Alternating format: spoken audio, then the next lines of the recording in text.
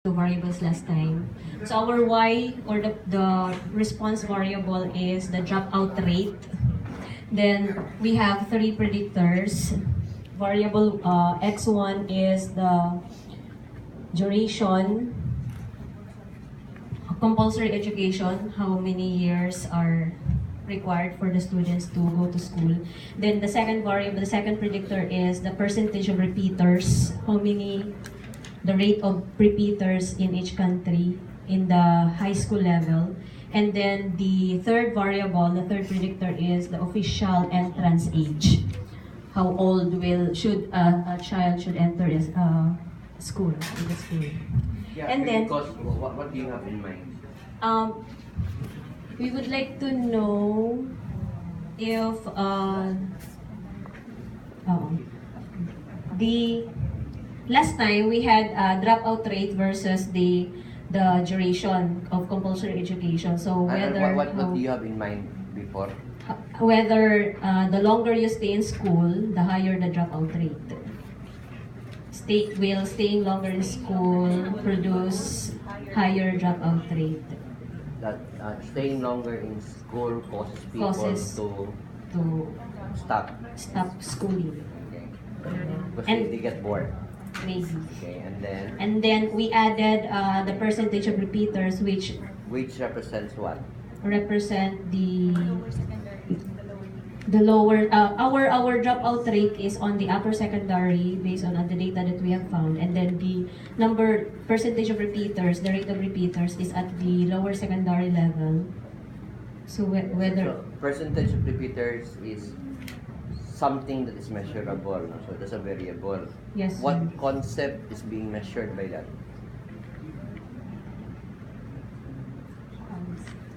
Anong konsepto ang mini-measure niya? Whether if you keep on repeating, if a child has how many times repeating the for example first year, the tendency is di na siya mo sulod sa school. So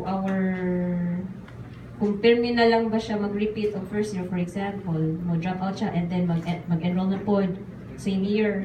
So will the number of repetitions of entering the same level would affect in the long run to drop or to stay out of school?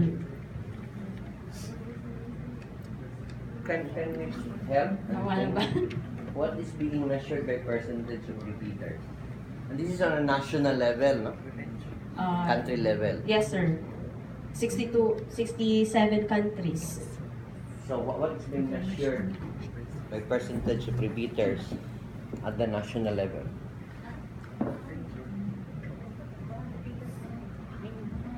Very quick.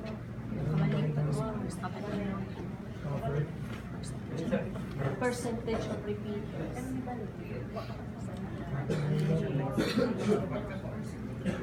So, in order to determine ano yung mini-measure percentage of repeater. Let's say you have a country, okay? Country A and country B. Country A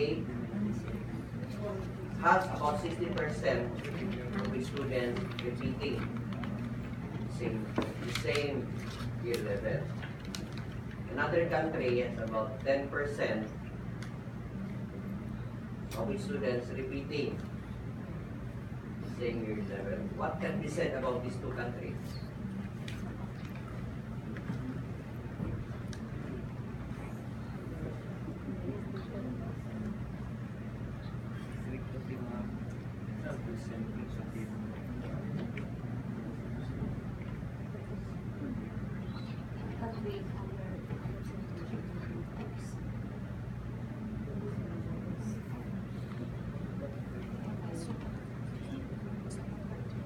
Make it easier.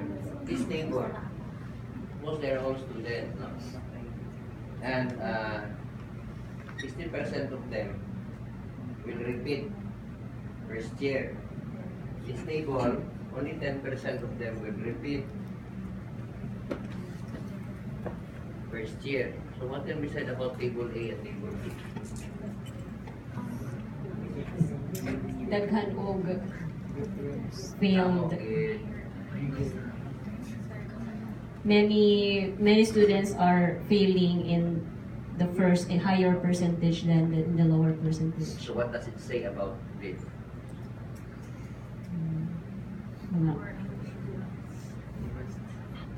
Mga hobya mag-eskwela.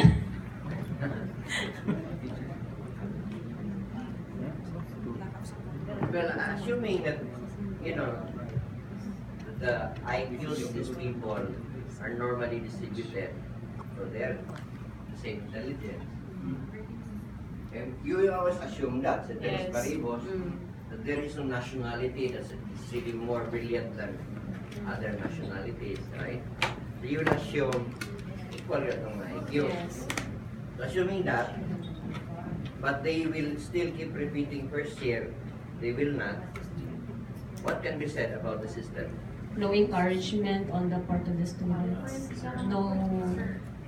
Are we not going to consider the factors why this group are having more repeaters than Yeah, that's what we're trying to elicit, so that we can determine what is being measured. we cannot measure unless we will not be able to determine the factors we mix them. This is not having more repeaters than the Growth. Okay, so what is being measured by that quantity there, percentage of repeater? You have to know what those factors are. So far, sir, kanang we just look on the UNESCO something. So we did not. Very important for you to share, okay? At the end of this, you will be creating a theory. So you should be able to tell us right away na the concept that's being measured by percentage of repeaters is